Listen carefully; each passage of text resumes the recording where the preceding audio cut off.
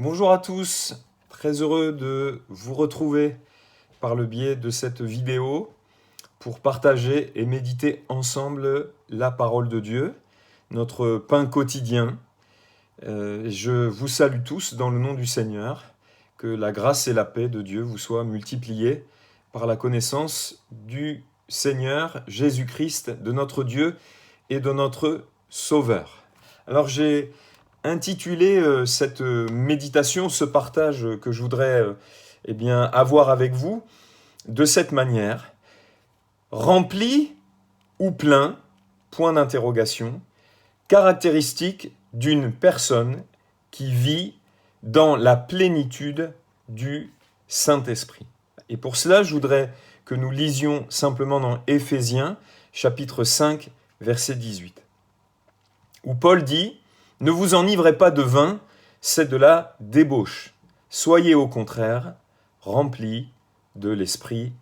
Amen. » Voilà donc l'exhortation que Paul adresse à ceux qui composaient l'Église d'Éphèse. Et en les exhortant de cette manière, il leur donne également, je crois, un but, un objectif qui s'inscrit dans une partie de la lettre, en l'occurrence la deuxième, qui va du chapitre 4 au chapitre 6, où Paul enseigne les croyants sur la marche pratique d'un chrétien, sur les conséquences concrètes et pratiques de tout ce dont il a parlé précédemment, des chapitres 1 au chapitre 3, où il parle de la position céleste du croyant, où il décrit ce qui caractérise le croyant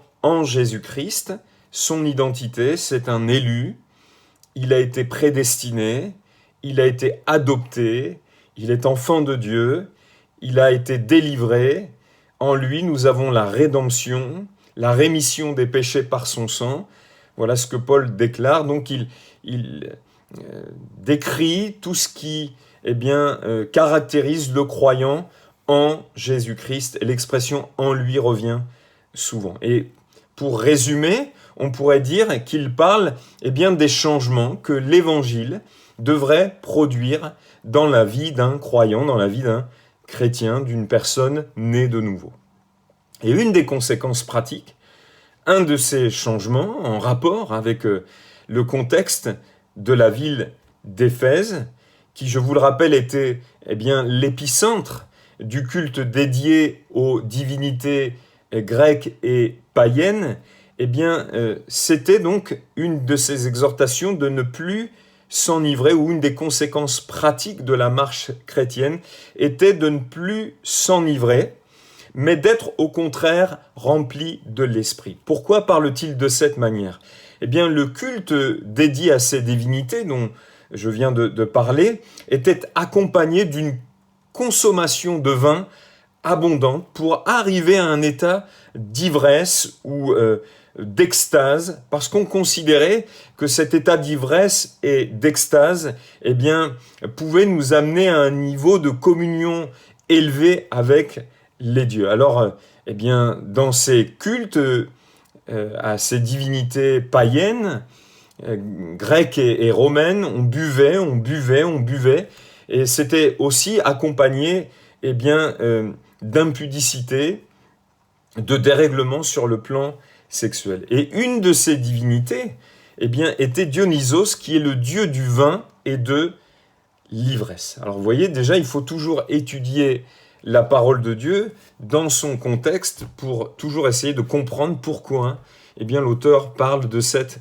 manière. Il les exhorte donc à ne plus s'enivrer ou à ne pas s'enivrer de vin, mais d'être au contraire rempli de l'esprit. Alors, aujourd'hui, la consommation de vin ou d'alcool est un réel problème dans notre société, plus que d'être en relation avec l'adoration de faux dieux. Et l'ivresse produit toutes sortes de comportements néfastes et débridés sur le plan sexuel, sur le plan moral, la violence, les meurtres, Et donc, il les exhorte dans ce texte à ne plus s'enivrer.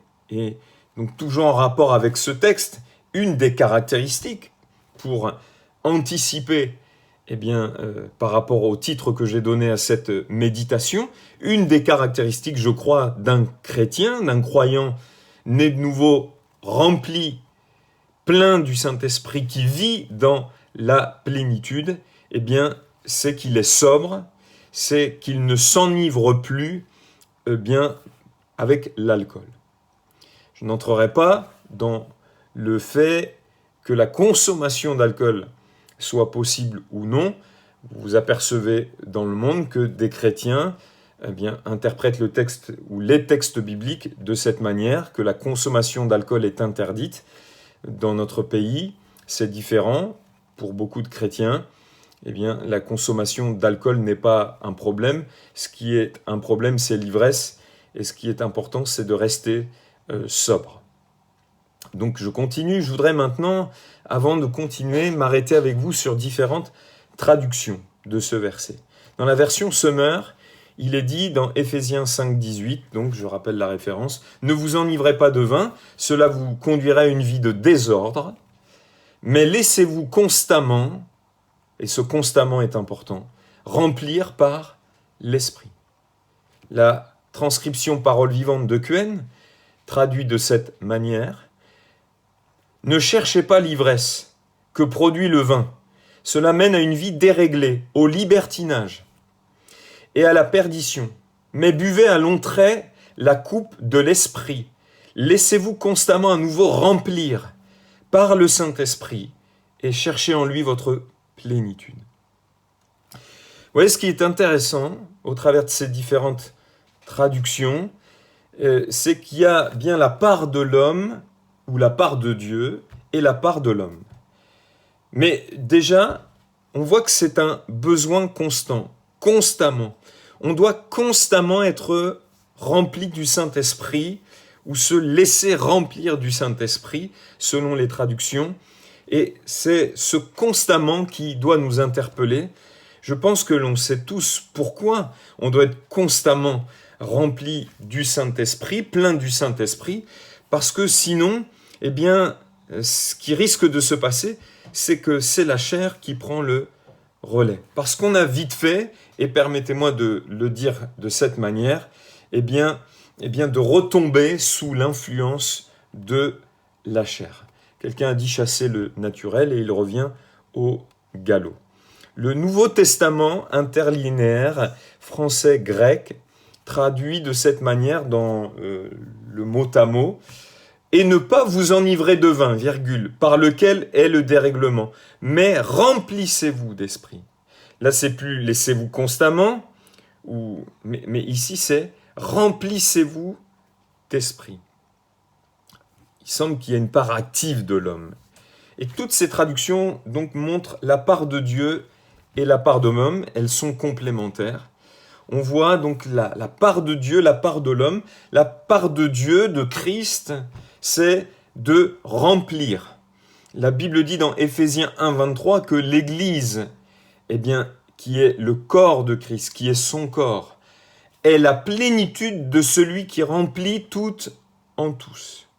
Mais c'est nous qui permettons à Christ, à Dieu, de nous remplir, de le faire en nous plongeant, si je voulais résumer les choses de cette manière, dans les choses qui vont nous permettre d'être remplis ou de lui permettre de nous remplir. Je l'ai déjà dit et je le répète, je crois aux visitations de l'Esprit, je crois aux manifestations de l'Esprit. Ce serait dommage pour un pasteur pentecôtiste.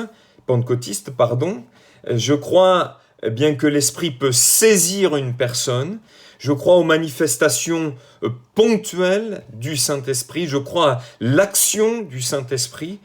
Et il y a aussi, et je le distingue, la plénitude du Saint-Esprit, qui est pour moi un processus graduel, qu'est-ce que c'est qu'un processus? C'est un développement, une évolution. Et ce processus graduel, eh bien, est rendu possible par différentes choses, par les révélations du Saint-Esprit qui nous conduisent dans la connaissance de la vérité, le renouvellement de l'intelligence, la mort à soi-même, les transformations qu'opère le Saint-Esprit et la liberté que nous lui accordons, eh bien, de manifester, de produire ces transformations, la marche quotidienne avec Dieu, dont l'obéissance fait partie, la pratique des disciplines spirituelles, eh bien, nous conduisent de manière graduelle, eh bien, dans la plénitude dans laquelle nous sommes appelés, encouragés à demeurer, à nous maintenir et qui doit être entretenu. D'ailleurs, le verset suivant d'Éphésiens 5,18 dit « Entretenez-vous ». Alors, sur quoi je m'appuie pour dire cela? Eh bien, sur le texte tout simplement biblique. Parce que le texte biblique met en évidence cette distinction dont je viens de parler. Elle se retrouve dans le grec. Il y a deux verbes qui sont traduits par « rempli ». C'est « pléro » et « pléto ». Donc dans le français, on a le même mot, mais dans le grec, c'est un mot différent. Luc 4,1, Jésus rempli du Saint-Esprit. Donc ici, c'est « plérès » qui vient de « pléro », du verbe « pléro » en grec.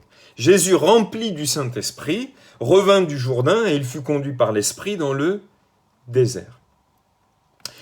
Au sujet des diacres, qui devaient être choisis par l'Église, eh bien, Acte 6,3 dit qu'ils devaient être pleins d'Esprit Saint et de sagesse.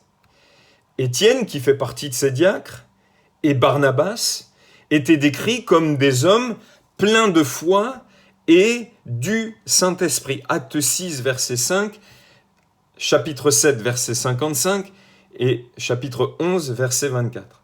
Dans le texte que nous avons lu, ou le verset que nous avons lu en introduction, il est écrit donc « Soyez au contraire remplis du Saint-Esprit », pléro, et non pas pléto. Et puis, si on considère d'autres textes, Acte 2, 4, à la Pentecôte, et ils furent tous remplis du Saint-Esprit, pléto, et non plus pléro, et se mirent à parler en d'autres langues selon que l'Esprit leur donnait de s'exprimer. Acte 4, 8, un peu plus tard. Alors Pierre, rempli du Saint-Esprit, pléto, leur dit, chef du peuple et ancien d'Israël. Alors, quelle différence entre ces deux verbes? Pléto, c'est remplir, c'est une action ponctuelle. Pléto, qui, je le disais tout à l'heure, a donné, pléro, pardon, qui a donné plérès, qui signifie plein, ou encore qui a donné pléroma, qui signifie plénitude, ce n'est plus une action, mais c'est un état. De même que nous sommes transformés de gloire en gloire par l'Esprit, eh bien, nous allons, ou nous sommes encouragés, exhortés, à aller de plénitude en plénitude. C'est donc une évolution, encore une fois, et un développement.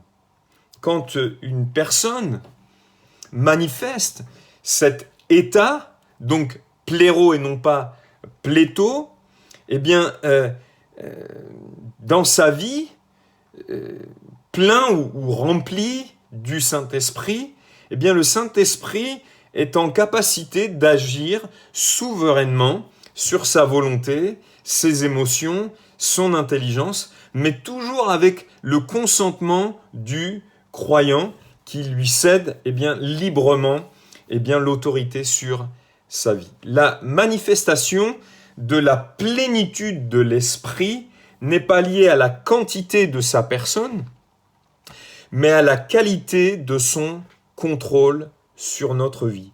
De la même manière qu'une personne enivrée, le vin ou l'alcool exerce un contrôle sur elle, eh bien, une personne pleine du Saint-Esprit, une personne qui vit dans la plénitude, eh bien le Saint-Esprit exerce un contrôle sur elle, non pas de force, mais parce que le croyant lui laisse la possibilité d'exercer ce contrôle. De quoi parle-t-on donc quand on parle d'être rempli du Saint-Esprit? Donc on va y revenir tout à l'heure, mais de quoi est-ce qu'on parle? On parle d'être rempli du Saint-Esprit, donc rempli de Dieu, puisque le Saint-Esprit est Dieu. Le Saint-Esprit est aussi appelé l'Esprit de Dieu. On parle donc d'être rempli de Dieu, d'être rempli de toute la plénitude de Dieu, d'être plein de Dieu, de ses attributs communicables. Éphésiens 3,19 dit « Et connaître l'amour de Christ qui surpasse toute connaissance, en sorte que vous soyez remplis jusqu'à toute la plénitude. » Ce verset montre bien, que c'est aussi un développement jusqu'à ce que vous soyez remplis de toute la plénitude. Donc, il y a une évolution qui est rendue possible. De quoi parle-t-on quand on parle d'être rempli, plein ou de vivre dans la plénitude? Le Saint-Esprit est appelé aussi l'Esprit de Christ. Donc, rempli, plein de Christ, plein de sa vie, rempli de ce qu'il est. Et je vous rappelle, quand on chante Rédempteur adorable, on chante de cette manière, oui, mon âme ravie, désormais ne veut plus, que vivre de ta vie, à ta gloire, ô Jésus. Vivre de ta vie. Le début a été un petit peu difficile. Pas évident quand il n'y a pas la note. Donc la plénitude, le fait d'être plein ou rempli du Saint-Esprit, au sens de l'état d'une personne, et pas d'une action de l'esprit, ne se mesure pas au parler en langue de celle-ci. Je suis désolé de le dire, et je voudrais dire ce que la plénitude du Saint-Esprit n'est pas, ou d'être plein du Saint-Esprit n'est peut-être pas, ne se mesure pas au parler en langue de celle-ci. Je crois à la glossolalie, je suis désolé de le dire, mais on peut parler en langue et être complètement charnel, vivre charnellement, parce que déjà, on peut faire les choses par habitude, et la chair, elle a cette capacité à copier les choses, parce que aussi se parler en langue n'est pas forcément inspiré par l'esprit. Je crois, encore une fois, au parler en langue comme manifestation de l'effusion de l'esprit, d'un remplissage plétho de l'esprit ou d'un état de plénitude, mais les contrefaçons existent. Plétho. Là, j'en arrive à plétho. Plétho, et non plus pléro, c'est quand il y a des cas de visitation, comme Élisabeth. Le baptême dans le Saint-Esprit à la Pentecôte, c'est non pas pléro, mais plétho. La prédication des apôtres, Pierre et les autres apôtres, quand il est dit qu'ils furent remplis du Saint-Esprit, c'est plétho. L'expression, la manifestation des charismes, comme la prophétie de Zacharie ou de Paul face à Élymas dans le livre des Actes. Donc ici, c'est plétho qui remplit, c'est comme quelque chose de ponctuel dans une situation donnée, un croyant, en vue de produire une action particulière et puissante de la part de Dieu. Amen. J'espère que vous avez bien distingué maintenant la différence entre pléro et plétho. Plétho, c'est une action que je qualifierais de ponctuelle à un moment donné où le Saint-Esprit remplit un croyant, saisit un croyant dans une situation donnée en vue de produire une action particulière, puissante, de la part de Dieu. De la même manière, et j'en arrive à ce qui caractérise des gens qui sont pléros du Saint-Esprit, et non pas seulement plétho. Et il y a un bon exemple dans la parole de Dieu, c'est Samson. Samson, on voit qu'il est saisi à plusieurs reprises. Mais on voit que, il continue à vivre selon ses appétits charnels. On pourrait dire, Samson, c'est un homme qui vit des temps où il est pléthore, saisi, rempli à un moment donné, de manière ponctuelle, mais qui ne vit pas vraiment dans un état de plénitude, qui ne vit pas plein du Saint-Esprit. Ça se voit dans la vie de Samson. Il est vraiment conduit des fois, et à bien des reprises, par sa chair et pas par le Saint-Esprit.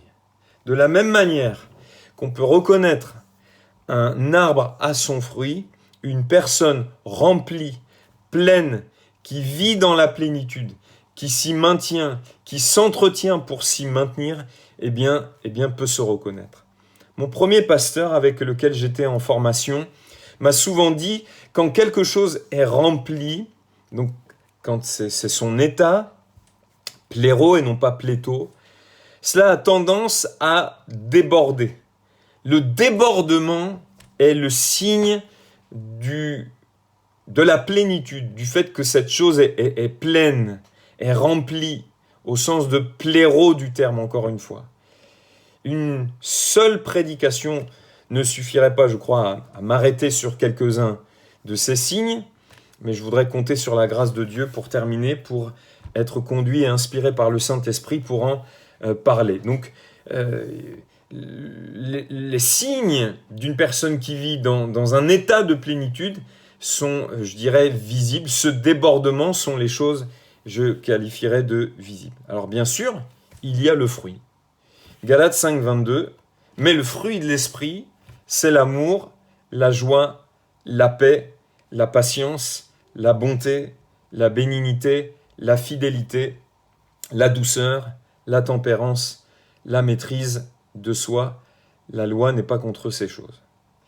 Bien sûr, une personne qui vit dans la plénitude, qui vit dans un état de plénitude, qui vit plein du Saint-Esprit, en manifeste aussi les fruits.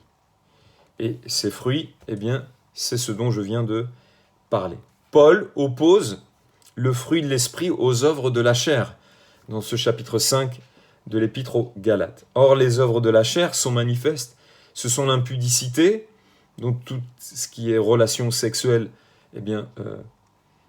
dans un cadre non établi par Dieu, et le seul cadre établi par Dieu pour les relations sexuelles, c'est le cadre du mariage.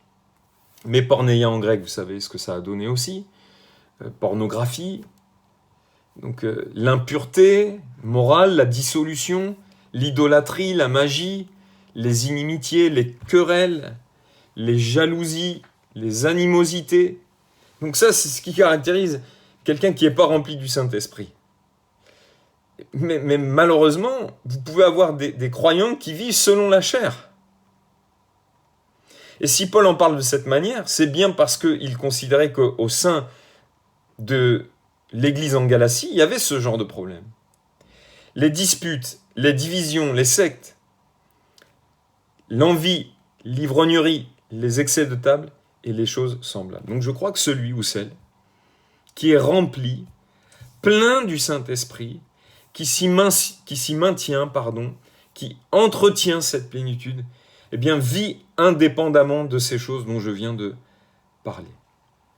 Et l'amour, qui est première caractéristique du fruit de l'esprit, imprègne sa vie.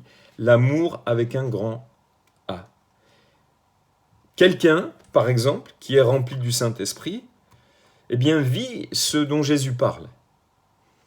Matthieu 5, 44. Mais moi je vous dis, aimez vos ennemis. Bénissez ceux qui vous maudissent. Faites du bien à ceux qui vous haïssent et priez pour ceux qui vous maltraitent et qui vous persécutent. Le véritable amour se reconnaît à ce qui vient d'être cité. Cet amour-là dont Paul parle comme étant le fruit de l'esprit. Par exemple, une personne vous calomnie, vous critique, vous fait du mal, vous persécute. Mais vous restez bienveillant envers elle, disposé, prêt à l'aider, à la bénir. Et c'est exactement ce que Dieu a fait. Alors que nous étions rebelles, alors que quelque part nous étions opposés à lui, alors que Nous étions ennemis, eh bien Dieu en Christ est venu vers nous avec des intentions bienveillantes, dans le désir de nous bénir et de nous sauver, de nous faire du bien et d'amener la bénédiction dans notre vie. Et une caractéristique donc d'une personne remplie, pleine du Saint-Esprit, eh bien, elle bénit ceux qui la maudissent, elle aime ses ennemis et elle fait du bien à ceux qui la maltraitent ou la persécutent.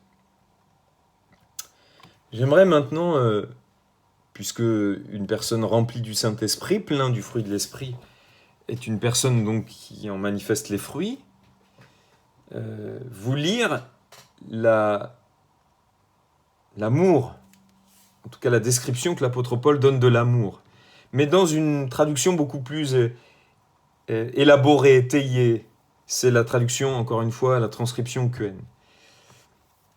Quelqu'un de rempli, qui vit dans la plénitude du Saint-Esprit, qui s'y maintient, eh bien, est caractérisé par ces choses. 1 Corinthiens 13,4. Celui qui aime est patient. Il sait attendre. Son cœur est largement ouvert aux autres. Donc, quelqu'un qui est rempli du Saint-Esprit pense aux autres. Il est tourné vers les autres. Il est serviable, plein de bonté et de bienveillance. Il cherche à être constructif et se plaît à faire du bien aux autres. L'amour vrai n'est pas possessif. Il ne cherche pas à accaparer. Il est libre de toute envie. Il ne connaît pas la jalousie. Lorsqu'on aime, on ne cherche pas à se faire valoir, on n'agit pas de manière présomptueuse. Celui qui s'en rengorge, s'étale et s'enfle d'orgueil, n'est pas inspiré par l'amour. Aimer, c'est aussi se conduire avec droiture et tact. L'amour prend des égards et évite de blesser ou de scandaliser, il n'est pas dédaigneux. Alors on pourrait s'arrêter sur la définition de chaque mot, mais je ne vais pas le faire. Celui qui aime ne saurait agir à la légère ou commettre des actes inconvenants. Aimer, ce n'est pas d'abord penser à soi, chercher son propre intérêt, insister sur ses droits. L'amour n'est pas irritable, il ne s'aigrit pas contre les autres, il n'est pas susceptible. Il n'est pas susceptible. J'ai l'impression qu'il y a des fois pas mal de susceptibilité chez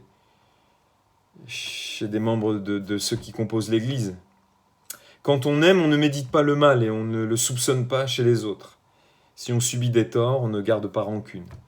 Découvrir une injustice ou commettre le mal ne fait pas plaisir à celui qui aime. Il se place du côté de la vérité et se réjouit toujours lorsqu'elle triomphe. L'amour couvre tout, il souffre, endure et pardonne. Ça, c'est tout ce qui caractérise quelqu'un qui vit dans la plénitude du Saint-Esprit. C'est pas parce qu'on a été baptisé dans le Saint-Esprit qu'on vit dans la plénitude du Saint-Esprit. C'est pas parce qu'on parle en langue qu'on vit dans la plénitude du Saint-Esprit pour les raisons dont je parlais tout à l'heure. Il sait passer par-dessus les fautes d'autrui. Aimer, c'est faire confiance à l'autre et attendre le meilleur de lui. Faire confiance. C'est espérer sans faillir, sans jamais abandonner. C'est tout porter, tout surmonter. Voilà ce qui caractérise encore quelqu'un qui est plein, rempli d'Esprit Saint, du Saint-Esprit, qui vit dans la plénitude.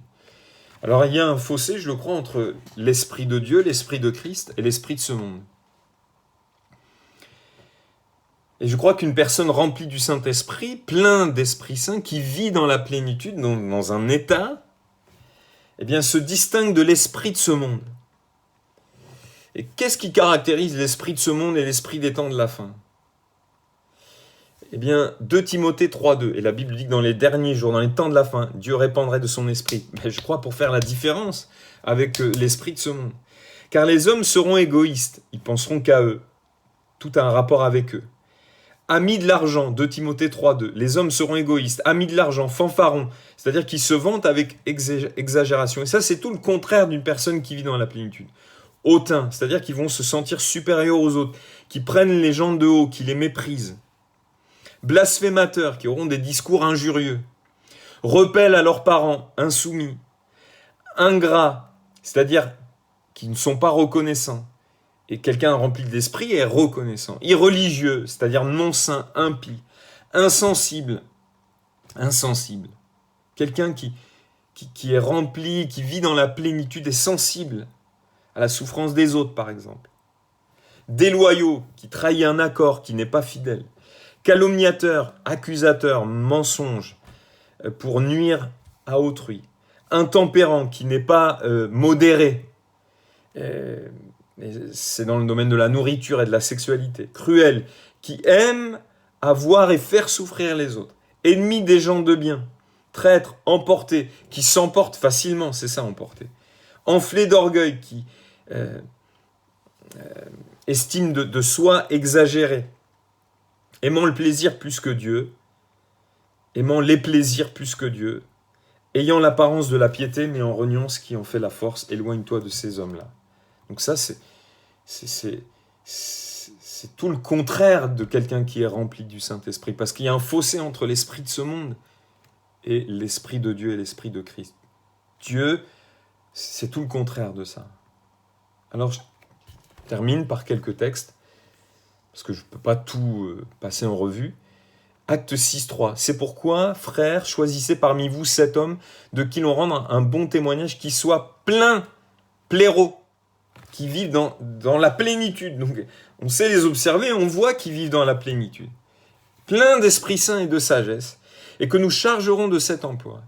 Étienne, plein de grâce, acte 6.8, et de puissance, faisant des prodiges et de grands miracles parmi le peuple. Donc la plénitude dans laquelle vivaient ces hommes les qualifiait pour ce service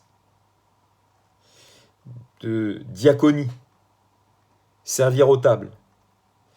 Ils seraient des ouvriers. Vous voyez, il y a certaines qualifications spirituelles pour le service. Donc, je suis désolé, je crois, même si ce n'est pas toujours, encore une fois, bien compris, que pour servir Dieu, il faut un minimum de qualifications spirituelles. Il faut donc être né de nouveau, au moins. Ils seraient, dans la circonstance, ces hommes pleins, pléros, d'Esprit Saint, de foi, eh bien, des ouvriers de paix dans la difficulté, les difficultés rencontrées, l'hostilité qui existait entre les hellénistes et les hébreux, à cause du fait que certains pensaient qu'on négligeait leurs veuves. Ils ne feraient pas de distinction entre les hellénistes et les hébreux. Ils ne seraient pas partisans, plus l'un que l'autre. Ils seraient aussi une source d'apaisement dans le conflit. Vous voyez, quelqu'un qui est rempli du Saint-Esprit plein, eh bien, c'est un ouvrier de paix. Il est une source d'apaisement quand il y a des problèmes ou des difficultés. Et puis, il serait, eh bien, c'est associé à la sagesse. Et la sagesse, c'est le savoir-faire de Dieu. C'est comment, la sagesse divine, c'est comment Dieu fait. Et puis Étienne, eh bien, cette plénitude, elle est associée à plein d'Esprit Saint et de grâce, plein du message de la grâce, plein de la grâce, c'est-à-dire non seulement du message de la grâce, mais aussi de la miséricorde, de la faveur divine, vous voyez, plein de cette faveur de Dieu dans son cœur. Acte 6.5, cette proposition plut à toute l'assemblée, ils élurent Étienne, homme plein de foi et d'Esprit Saint. Donc la foi ici est associée à la plénitude, plein de confiance, on pourrait dire. Il met sa confiance en Dieu et n'a pas sans cesse besoin d'appui humain. C'est ce que Paul exprimait dans 2 Corinthiens 5.6. Donc encore une fois, ça c'est tout ce qui caractérise quelqu'un, un homme, une femme, rempli d'Esprit Saint, plein, qui vit dans un état de plénitude et qui ne vit pas seulement des temps où l'Esprit le saisit. Donc nous sommes toujours pleins de confiance et nous savons qu'en demeurant dans ce corps, nous demeurons loin du Seigneur. Vous avez remarqué, plein de confiance, plein d'Esprit Saint, il est plein de confiance. Et je vous invite à retrouver tous ces mots dans la Bible où il dit plein de douceur. Et la douceur, bibliquement, c'est la qualité d'un homme qui n'insiste pas sur ses droits. Barnabas, acte 11, 24, car c'était un homme de bien, plein, pléro, d'Esprit Saint et de foi, qui vit dans la plénitude. Ce n'est pas un moment donné où il est saisi, mais qui vit, et une foule assez nombreuse se joignit au Seigneur. Donc, on voit que ce qui caractérise Barnabas, c'est que c'est un homme généreux, il vend un champ, il l'apporte aux pieds des disciples, il a un cœur pour ceux qui sont dans le besoin. Il vend un champ, il l'apporte, et puis quand il est dit que car c'était un homme de bien, plein d'Esprit Saint et de foi. Mais on voit que c'est un homme qui savait encourager. Acte 11, 24. Et juste le verset avant dit, lorsqu'il fut arrivé, qu'il vit la grâce de Dieu, il s'en réjouit et il les exhorta tous à rester d'un cœur ferme, attaché au Seigneur. Croyez-vous que cette église était parfaite? Non, elle était naissante, et surtout dans le contexte qu'elle vivait.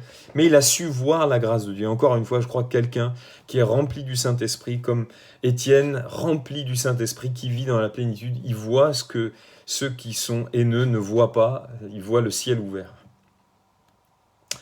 Et il a su voir Barnabas. C'est un homme rempli qui vit dans la plénitude, la grâce de Dieu. Il voyait cette église avec un regard de grâce en devenir, l'évolution possible en Christ et par le Saint-Esprit. Puis je termine avec une autre caractéristique, mais il y en a beaucoup d'autres, de quelqu'un qui vit pléro, plein, dans la plénitude, et non pas seulement comme Samson qui est saisi de temps en temps. Romains 8, 34, qui les condamnera? Christ est mort, bien plus il est ressuscité. Il est à la droite de Dieu, il intercède pour nous. Ésaïe 53, 12, il a porté les péchés de beaucoup d'hommes et il a intercédé pour les coupables. Donc, plein d'Esprit Saint, c'est plein de Christ, et Christ c'est l'intercesseur par excellence. Jésus n'a pas seulement intercédé par ses prières, ça c'est une erreur qu'on fait souvent. Jésus a intercédé, il est appelé l'intercesseur par excellence, par sa vie tout entière. Tout ce qu'il a été, tout ce qu'il est une intercession quelque part. L'intercession de Christ ne se résume pas à la connaissance que nous avons de l'intercession, la prière d'intercession. C'est se placer entre Dieu et les hommes, et Christ s'est placé entre Dieu et les hommes, et toute sa vie a été une intercession jusqu'à la croix, et il intercède encore aujourd'hui. C'est le point culminant, je crois, de son intercession, pour que les hommes, les coupables, soient sauvés, soient justifiés. Et si nous sommes remplis du Saint-Esprit, remplis de cet esprit dont la Bible dit qu'il intercède, Romains 8, 27, en faveur des saints, nous serons comme des intercesseurs par toute notre vie, et non pas seulement nos prières, mais toute notre vie sera une intercession. Toute notre vie sera comme un point entre Dieu et les hommes pour qu'ils soient sauvés, pour les coupables, pour qu'ils ne soient pas perdus, condamnés. Mais comment est-ce qu'on peut dire aujourd'hui que des gens vivent dans la plénitude, sont remplis du Saint-Esprit, sans jamais crier à Dieu pour que les gens soient sauvés, sans jamais donner de leur vie tout entière pour que le monde coupable, condamné, soit sauvé, soit justifié.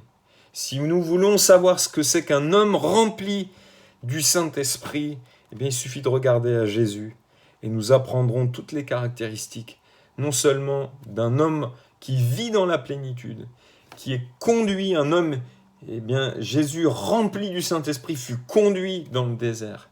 Et il a résisté à la tentation. Le diable n'a pas d'accès sur lui.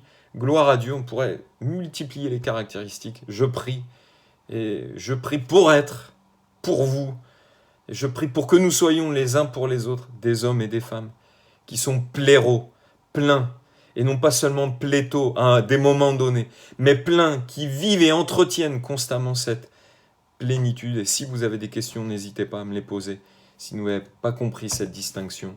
Que Dieu vous bénisse. Père, pour terminer, ma prière est simple. C'est toi qui remplis au travers de Christ. Tu remplis tout en tous par Jésus-Christ.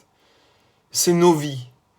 Et je prie pour que nous soyons de ces hommes et de ces femmes, remplis de l'Esprit, pléros, pleins, qui vivent dans la plénitude et qui ne sont pas comme Samson seulement à des moments donnés de leur vie saisis, mais qui vivent véritablement dans la plénitude et qui en manifestent les caractéristiques. Au nom de Jésus. Amen.